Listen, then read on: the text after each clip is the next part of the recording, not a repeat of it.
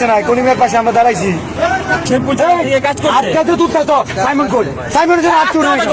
সাইমনের জন্য হাত উঠে না কেন? আমি তো বলি আমি সাইমনের জন্য কোনো কন্ট্যাক্ট আছে? এর আগেও তো আমি যতদূর জানি নকলাতে মোবাইল টোবাইল চুরি করছে, এটা আমরা শুনছি, কিন্তু কখনো বলিনি, আজকে বলে দিলাম। মোবাইল চুরি করে ধরা টরা করছিল, ল্যাংটা করে ফেলাইছিল, এটা আমরা জানি, কিন্তু কখনো বলি নাই।